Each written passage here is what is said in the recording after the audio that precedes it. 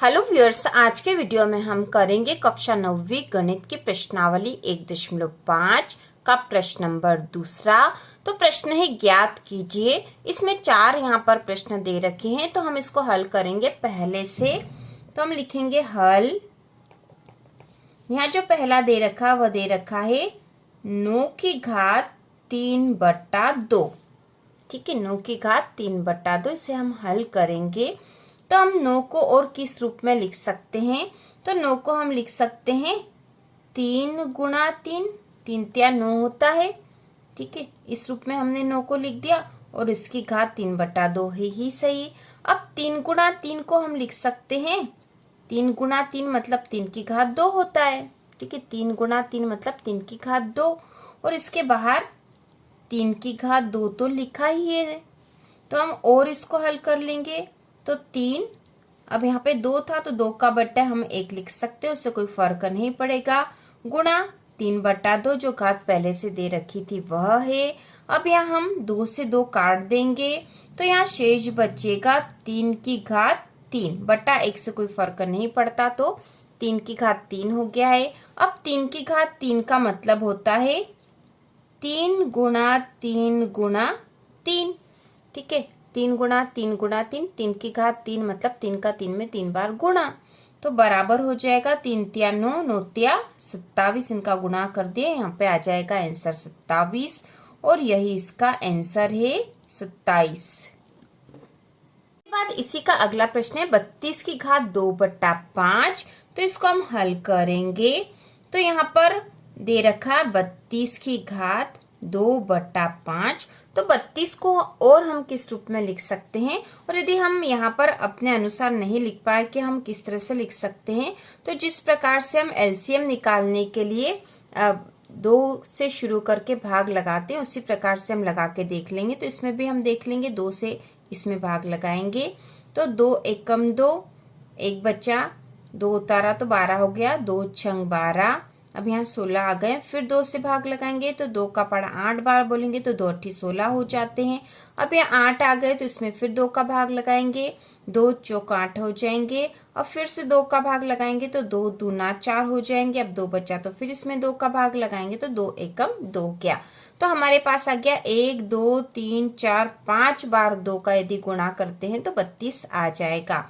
तो हम यहाँ पे लिख देंगे 2 गुणा 2 गुणा 2 गुणा 2 गुणा 2। तो 1 2 3 4 5 बार हमने लिख दिया है।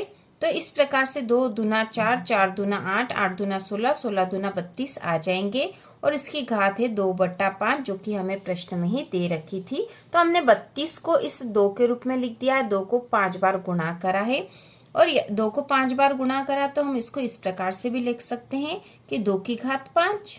ठीक है, हमने इसको लिख दिया 2 की घात 5 और ये 2/5 है ही सही, तो ये गुणा में आ जाएगा 2/5। अब यहाँ पर हम और इसको हल कर देंगे तो ये 2 है और इसकी घात 5 है, इसका बट्टे हम 1 लिख देंगे, इसके बट्टे कुछ नहीं था तो हमने 1 लिख दिया है, गुणा 2/5। अब यहाँ पर हम आसानी से 5 से 5 काट देंगे, बच्चा है 2, 2 की बट्टा 1, तो बट्टा 1 से कोई फर्क नहीं पड़ेगा तो हम सीधा 2 लिख देंगे। तो ये हो जाएगा 2 की घात 2। अब 2 की घात 2 मतलब 2 का 2 में 2 बार गुणा, मतलब 2 गुणा 2 और इसका उत्तर आ जाएगा 4 और यही इसका आंसर है, आंसर बराबर 4। इसके बाद अगला तीसरा वाला प्रश्न है इसी का 16 की घात 3/4। तो हम इसे भी उसी विधि से हल करेंगे। हल तो 16 को हम और किस रूप में लिख सकते हैं? तो यदि हम नहीं कर पाए अपने अंदाज से तो हम इस प्रकार से भाग लगा के देख लेंगे। तो 16 में भाग लगाएंगे, सबसे पहले 2 से छोटी संख्या से शुरुआत करते हैं, 2 8 16, 8 आ गया, फिर से 2 से भाग लगाएंगे तो 2 चौक 8, 4 आ गए, इसमें 2 से भाग लगाएंगे तो 2 दूना 4 और 2 में फिर 2 का भाग लगाएंगे तो 2 एकम 2। तो हमें 1 2 3 4 बार 2 लिखते हैं तो 16 मिल जाता है। तो हमारे पास जो संख्या थी वह थी 16 की घात 3/4। इस 16 को हमने लिख दिया है 2 गुणा 2 गुणा 2 गुणा 2। ठीक है, इस रूप में हमने लिख दिया है। तो 2 दूना 4, 4 दूना 8, 8 दूना 16 हो जाएंगे और इस पूरे की घात है 3/4। अब 2 का 2 में 4 बार गुणा दे रखा है, तो हम इसको लिख सकते हैं 2 की घात 4। तो हम लिख देंगे यहाँ पे 2 की घात 4, और इसके नीचे कुछ नहीं तो बटा 1 हम लिख सकते हैं, और इसके साथ ही 3/4 जो कि पहले से ही थी इसकी घात, तो ये घातों का आपस में गुणा हो जाता है। अब यहाँ पे इसको और हल कर लेंगे, तो हम लिख सकते हैं 2 और इसकी घात है 4/1 गुणा 3/4। 4 से 4 कट जाएगा, बचा है 3/1, तो बटा 1 से कोई फर्क नहीं पड़ता, हम सीधा 3 लिख सकते हैं। तो ये हो जाएगा 2 की घात 3। तो 2 की घात 3 को लिख सकते हैं 2 गुणा 2 गुणा 2, तो ये हो जाएगा 2 दूना 4, 4 दूना 8। तो यहाँ पे इसका आंसर आया है, आंसर बराबर 8। इसके बाद अगला चौथा प्रश्न है 125 ऋण 1/3। तो इसकी घात है ऋण 1/3, तो इसको भी हम हल करेंगे उसी प्रकार से। ठीक है, ऋण 1/3 है, तो हम तो भी इसको सबसे पहले तो उसी विधि से हल करेंगे जिस विधि से हमने बाकी प्रश्न करे थे। तो 125 को हम और किस रूप में लिख सकते हैं, यहाँ पे हमें दे रखा प्रश्न 125 और इसकी घात है ऋण 1/3। तो 125 को हम और किस रूप में लिख सकते हैं, तो हम यहाँ करके देख लेते हैं। 125 में भाग लगाएंगे, तो 2 का भाग तो इसमें जाएगा नहीं क्योंकि इसके आखिरी में 5 है। 3 से लगा के देखते हैं, तो 3 चौक 12 और 5 बच जाते, तो 3 का भाग भी नहीं जाएगा, इसमें सीधा 5 का भाग जाएगा। तो 5 दूना 10, 2 बच्चे ऊपर से उतारा 5, तो 25 हो गए। 5 का पढ़ा 5 बार बोला तो 25 आ जाएंगे। अब 25 में फिर 5 का ही भाग जाएगा, 5 का पढ़ा 5 बार बोल देंगे तो 25 आ जाएगा। 5 का भाग फिर लगाएंगे तो 5 एकम 5 हो जाएगा, तो 5 गुणा 5 गुणा 5।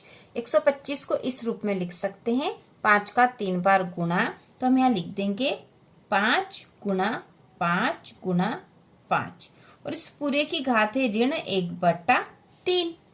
अब 5 गुणा 5 गुणा 5 हो गया है 3 बार, तो इसको हम 5 की घात 3 भी लिख सकते हैं।